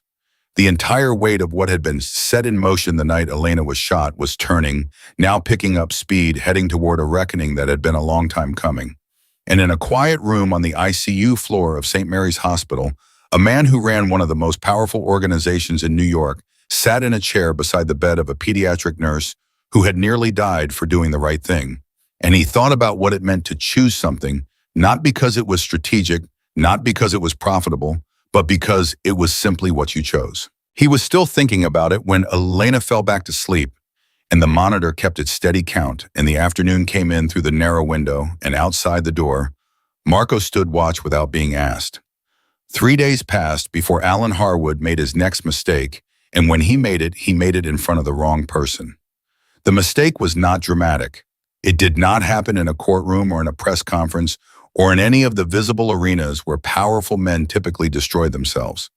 It happened in a private dining room at a Manhattan club that Harwood had been a member of for 22 years during what was supposed to be an off-the-record dinner with a city councilman whose support he was trying to maintain while the federal investigation tightened around him. The councilman's name was Robert Finch, and what Harwood did not know about Robert Finch was that Finch had been approached by James Egan's office 4 days earlier and had agreed quietly and without fanfare to wear a wire. Harwood said 11 things at that dinner that he should not have said. He talked about Pruitt in terms that contradicted his public statement about staff acting independently. He made a reference to Cross that placed him at the center of a decision he had publicly denied knowledge of. And at one point, with the particular arrogance of a man who had been protected by his own infrastructure for so long that he had confused it with invincibility, he said word for word clearly and without ambiguity that the nurse was a loose thread that his people had handled and that the only mistake was that she had survived it. Egan had the recording by midnight.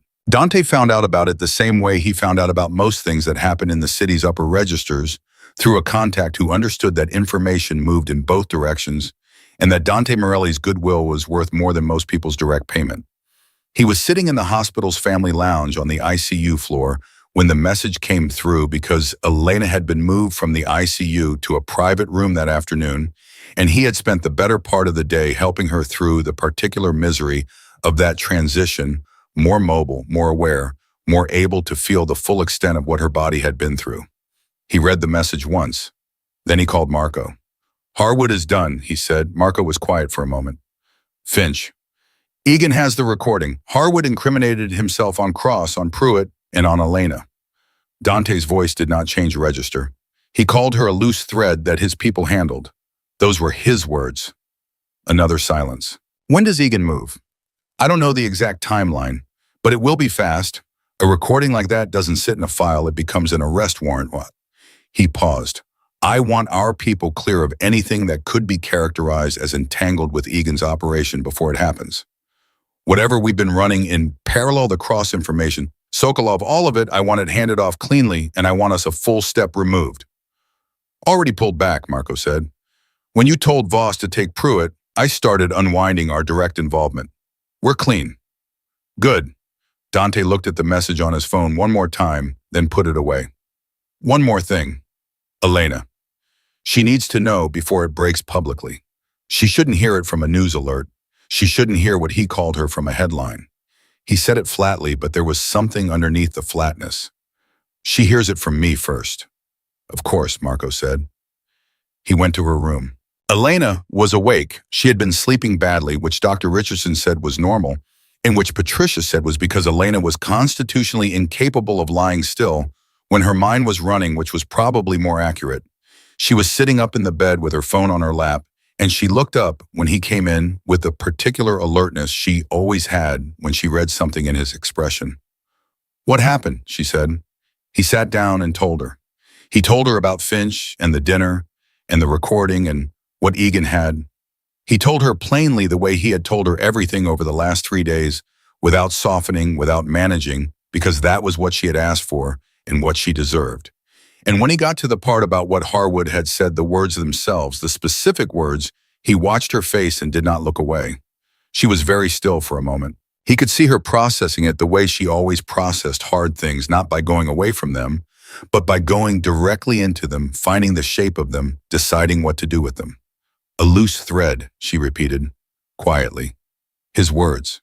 She looked at her hands in her lap. Her jaw moved once, then she looked up. He said that at dinner, casually, like a complaint about something that hadn't been handled properly. She stopped. Not remorse, not even he wasn't troubled by it. He was annoyed. "Yes. That's who he is," she said. "Not a question. a statement of something she was cementing into her understanding permanently. That's actually who he is. Yes, Dante said again. She was quiet for a long moment. Then she said, I want to call the reporter tonight. He had expected her to say it would take more time. He had expected the enormity of what Harwood had said to knock her back. He should have known better by now. Tonight, he said, tonight. While it's still in front of Egan, and before Harwood's attorneys find a way to contextualize the recording. I want my account out before his lawyers shape the narrative. Her eyes were clear and direct and angrier than he had ever seen them, which was saying something. He called me a loose thread. I want him to find out what that thread unravels when you pull it. Dante looked at her for a moment, then he said, I'll get you the reporter's number. The reporter's name was Sarah Mack, and she answered her phone on the first ring at 9:40 that evening with the hyper-alert voice of someone who had been expecting a call that mattered for a long time. Elena talked to her for 40 minutes while Dante sat in the chair by the window, not listening to the content, but present in the room because Elena had asked him to stay. He watched Elena's face as she talked, watched the composure and the anger and the precision with which she told her own story, refusing to be a victim in the telling, even when the facts of it were devastating. She did not cry. She did not soften anything.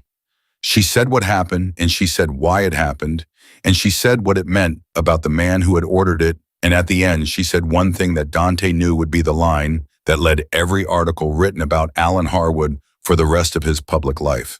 She said he had me shot for doing my job, for protecting a child. If that's what it costs to do the right thing in this city, then everyone who works in a hospital or a school or a social services office needs to know exactly what kind of senator they've been trusting with their safety. She hung up the phone and set it down on the blanket and exhaled slowly. Okay, she said. Okay. How do you feel? Dante said. Tired, she said, and better, both at once. She looked at him. Thank you for staying. He said you asked me to. I know, but you did it. She studied him with those direct eyes. You've been here for 3 days, Dante. You have an organization to run. Things that require you. You've been sitting in this hospital for 3 days. The organization ran without me for 3 days, he said. It's still standing. That's not the point. What's the point? She held his gaze. The point is that you chose to be here. And I noticed things like that. She paused. I just wanted you to know I noticed. He did not have an easy answer for that. He sat with her for a moment and then said, there wasn't anywhere else I needed to be.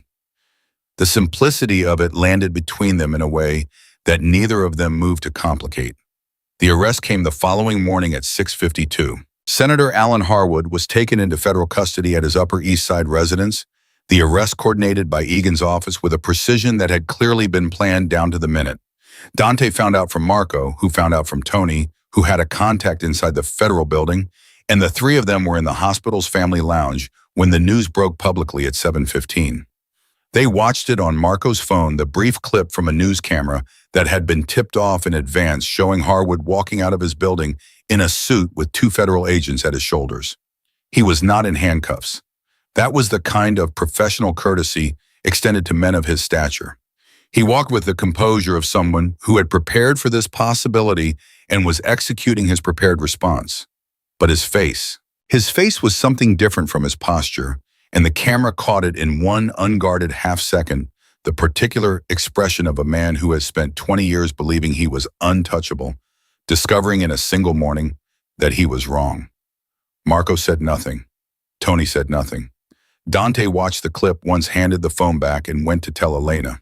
She already had it on her phone when he walked in. She was reading the first article that had gone up, and when she looked up at him, there was something in her face that he had not seen before, not triumph, because she was not someone who triumphed over things, but a deep and specific relief, the kind that came from a threat that had been real and is now genuinely ended. Harwood, she said, taken into custody 6:52 this morning. Dante sat down. Egan moved on Cross simultaneously. 2 federal agents walked into Cross's office at the same time Harwood's door knocked. They didn't give Cross the opportunity to make any calls.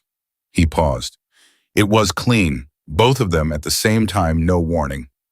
Elena looked at her phone for a moment longer, then set it face down on the blanket. She did something she almost never did, which was sit quietly without filling the silence with something purposeful. She just sat with it. Marcus, she said finally, Daniel Castellano's son. Safe, Dante said. Castellano was discharged from the hospital yesterday. He's already been in contact with the Egan's office. His case, the one he spent 18 months building, it's going to be the foundation of the federal prosecution. Pruitt's testimony supports it and expands it. Egan's office called it the most significant public corruption case in this city in a decade. Elena's eyes moved to the narrow window. That boy came in on a Tuesday night. He had a broken arm and 3 bruised ribs, and he wouldn't tell me his real name, so I called him Marcus because that was the name he picked, and I sat with him for 20 minutes while we waited for imaging because he was scared and alone, and I didn't want him to be alone. She stopped. I filed the report because that's what you do, because that's why the protocol exists. I know, Dante said, and that was enough for someone to try to kill me. She said it not with bitterness, but with a kind of clear-eyed recognition. The system worked the way it was supposed to. I did what I was supposed to do. And the person trying to corrupt the system decided that was dangerous enough to act on. She paused. It makes you think about how many other times that calculation was made, how many other people filed reports and got quietly pressured or transferred or discredited without anyone ever knowing why. Egan is looking at that, Dante said. Pruitt's documentation goes back 7 years. There are other names in it, other cases. Good, she said with a quiet finality that was more powerful than anything louder would have been. Dante's phone buzzed. He looked at it and then looked at Elena. Sal Benedetti, he said. My attorney is with him. He's signed a confession of what he did, and he's agreed to terms. He'll be out of the organization by the end of the week, and he'll spend the next 2 years quietly making financial amends to the people his information endangered. Elena studied him. That's what you decided. That's what I decided. You could have done worse to him, she said. You didn't. No. She held his gaze. Why? He thought about the question seriously because it deserved a serious answer. Because what he did was cowardly and it was wrong, and the consequences should match the scale of what he is, which is a frightened, greedy man who made a catastrophically bad choice, not a calculated predator, not a Harwood. He paused. There's a difference between justice and making an example. I know how to do both. I chose justice. Elena looked at him for a long moment. Then she said something he had not heard from her before, not in any of their conversations over the past months. I think you're a better man than you let yourself believe. He did not know what to do with that. He did not have a system for it. He sat with it instead, which was the best he could manage, and after a moment he said, Don't give me too much credit. I still run a criminal organization. I know what you run, she said evenly. I told you I've always known, and I'm telling you what I see. Both things are true at the same time. She looked at him with the directness that had been the first thing he'd noticed about her that night at the foundation dinner when she'd argued with him about grant allocation. You don't get to dismiss what I'm saying because it's complicated. Life is complicated. People are complicated. You taught me that without meaning to. He said nothing for a moment. Then, Patricia is going to bring you lunch in about 20 minutes. She called to tell me that if I was still in this room taking up space when she arrived, she was going to charge me for the visit. Elena laughed. It was the first time she had laughed since before the shooting, and the sound of it, unguarded, genuine, fully herself, hit him somewhere specific and stayed there. I like Patricia, Elena said. Everyone likes Patricia, Dante said. Patricia is terrifying.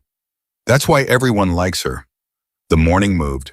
Sarah Mack's article went live at 10, and by noon it had been picked up by every major outlet in the country. It ran Elena's name with Elena's permission on Elena's terms exactly as she had insisted. It ran what Harwood had said at dinner. It ran the story of Marcus told with enough detail to convey the truth and enough care to protect the child's specific identity. It ran the story of a pediatric nurse who filed a mandatory report and was shot twice in a hospital parking lot for it, and who woke up in the ICU and gave everything she had to making sure the man responsible was held accountable. Dante read the article once. He put his phone down and thought about what it cost a person to put their name on something like that, to make their worst night a public record in service of a truth that needed to be in the light. He thought about Elena deciding to do that the same night she found out what Harwood had called her. He thought about the particular kind of courage that was not dramatic or loud, but simply refused to be stopped. Patricia found him in the corridor outside Elena's room at 2 in the afternoon and stood next to him for a moment without saying anything, which was itself unusual because Patricia had something to say about most situations. Then she said, "She's going to be discharged in 4 days, doctor. Richardson confirmed it this morning." "Good," Dante said. "She's going home to her apartment. She has a friend who's going to stay with her for the first week. She's going back to work on the pediatric ward in 6 weeks, medical clearance permitting." Patricia paused. "She's already emailed her supervisor. I saw her do it." Dante was quiet. "I'm telling you this," Patricia said, "because she's going back to her life, her actual life. And the question of what comes next between you and her is something she's thought about more than she's let on, and something you've thought about more than you're comfortable with." She looked at him directly, which was a Patricia specialty. "I'm not telling you what to decide. I'm telling you not to let it drift into something unspoken and then lose it because neither of you said the thing you needed to say." He looked at her. "You're overstepping." "I know," she said cheerfully. "I've been overstepping since 2 in the morning when I called a Mafia boss's personal number because a woman I love was dying and asking for him. I'm committed to the bit." He almost smiled. It surprised him. "Go back to work, Patricia." She went back to work. He stood in the corridor for a moment and made a decision that was not like most of the decisions he made, not strategic, not calculated, not the product of weighing variables against outcomes. It was something simpler than that and harder than that at the same time. He went back into Elena's room. She looked up from her phone. He sat down. "I need to tell you something," he said. She set her phone down. She gave him the same full attention she gave everything. "All right. When Patricia called me that night," he said, "and she told me you were saying my name, I was in my office in the middle of a night that was exactly like every other night for the last 15 years. And I realized driving to this hospital that I had been building something for a very long time that I understood completely and that I was beginning to understand was not enough." He paused. He did not rush it. "I'm not going to pretend to you that my life is simple or that the things I do are things you'll ever fully approve of. I know what I am. I've known it for a long time. But I also know that I have been sitting in a chair beside your bed for 4 days because you are the most honest, most stubborn, most genuinely good person I have encountered in my entire adult life, and I am not interested in letting that become something we almost had." Elena looked at him steadily. She did not say anything immediately, and he respected that it was exactly what he would have expected from her, the refusal to answer something real with something quick. Then she said, "I'm not going to change you. I know. And I'm not going to be hidden or managed or protected from my own life. I know that too, you've told me twice. I'm telling you a third time because I need you to mean it when you agree." She held his gaze without blinking. "I go back to the pediatric ward. I file my reports. I live where I live, and I do what I do, and I am not a kept person, and I am not a secret." "No," he said, "you're not. And whatever this is, it's complicated. It's going to stay complicated." "Yes," she studied him. "You're all right with that." "I have been running a complicated operation for 15 years, he said. "I am extremely comfortable with complicated." She looked at him for one more moment, and then she said with the same dry flatness she'd used when she told him she felt like she'd been shot twice, "You could have led with that." And there it was again, that laugh, the real one, unguarded and warm and fully hers. He sat in the chair and let the sound of it do what it did to that place in his chest, and he did not try to name it or contain it or turn it into something manageable. Marco called at 4 with the final piece of the day's information. Raymond Cross had surrendered to federal agents at 3:15. The deputy commissioner had walked into the federal building with his attorney, no cameras, no statement, and had begun what Egan's office described in a brief notification as a comprehensive cooperation agreement. The network Pruitt had described the 7-year infrastructure of contracts, money-corrupted decisions, was now open at both ends from Pruitt, above, and Cross below, with Harwood caught in the middle of it. "It's over," Marco said. "The federal case seals it. There's nowhere left for Harwood to go. Yes, Dante said. What do you need from me? Dante thought for a moment. I need you to go home, he said. Sleep. You've been running on nothing since Tuesday night, and I need you functional. Take Tony with you. Tell the men on the hospital perimeter to stand down. They're not needed anymore. A pause. You're sure? Harwood is in custody. Cross is in custody. Kozlov has no interest in escalating and considerable interest in the opposite. The threat is gone. He paused. Go home, Marco. And you, Marco said. Dante looked at Elena's closed door. I have one more conversation to finish, he said. Then I'll be right behind you. He went back inside. Elena was reading something on her phone and she looked up and said, Sarah Mack just sent me a message. The article has been shared 300,000 times. Good, he said. She wants a follow-up interview in 3 weeks, when I'm stronger. What did you tell her? Oh, I told her I'd think about it. Elena put the phone down. I want to tell the full story eventually. Not just what happened to me. The whole picture, Marcus Castellano's case, how the system was being used against the people it was supposed to protect. She looked at him. Some of that story involves you. He had known this moment was coming. I know. I'm not going to use your name without talking to you first, she said. But I'm also not going to pretend you don't exist. Elena, he looked at her directly. Tell the story. Tell it the way it happened. I'm not afraid of my name in a story about stopping a corrupt senator. He paused. Tell it on your terms. That's the only version worth telling. She looked at him for a long moment. Then she nodded once the nod of someone who has confirmed something they needed confirmed. Dante stayed until Patricia chased him out at 7 in the evening, citing visiting hours and his general failure to be a medical professional. Elena laughed when Patricia said it and rolled her eyes when Patricia wasn't looking and told him to come back tomorrow. He said he would. She said she knew. He walked out of St. Mary's Hospital into the evening air and stood on the sidewalk for a moment before his car pulled up. The city moved around him the way it always had, loud and different, full of 1,000 things happening at once in 1,000 directions. He had lived in this city for 40 years and built something in it that ran on fear and loyalty and the careful management of power, and none of that was going to change because of the last 4 days.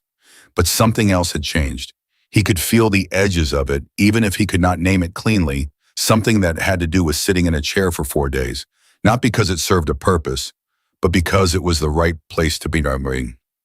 Something that had to do with a woman who had looked at him and said he was a better man than he let himself believe, and meant it without needing anything from him in return. He got into the car. He told his driver to take him home. Somewhere across the city, Alan Harwood was in a federal holding facility, and his attorneys were preparing a defense that would take years and cost millions and would ultimately fail. Raymond Cross was composing a cooperation agreement that would dismantle the infrastructure he had spent 7 years building. Daniel Castellano was home with his son, a boy who liked the name Marcus, reviewing the case that was now iron solid and moving. And Gerald Pruitt was in a federal safe house talking steadily through 11 years of documentation that would send a network of corrupt men into consequences they had never believed would reach them. Elena Vasquez was in a hospital jet on the 4th floor of St. Mary's, eating terrible hospital food and correcting a nurse's IV technique, and already drafting in her head the email she was going to send to hospital administration about security protocol in the north parking lot, because that was who she was, someone who looked at a broken thing and immediately started thinking about how to fix it so the next person didn't get hurt. 4 days ago, 2 men had stepped out of a black SUV and decided she was a loose thread. They had been wrong about everything. She was not a loose thread. She was the thread that, when pulled, unraveled a senator, a deputy commissioner, a corrupted network, and 20 years of institutional arrogance in a single terrible week. And she had done it by doing nothing more extraordinary than exactly what she had always done. She had done her job. She had told the truth. She had refused to be made small, and the city for once was going to be better for it.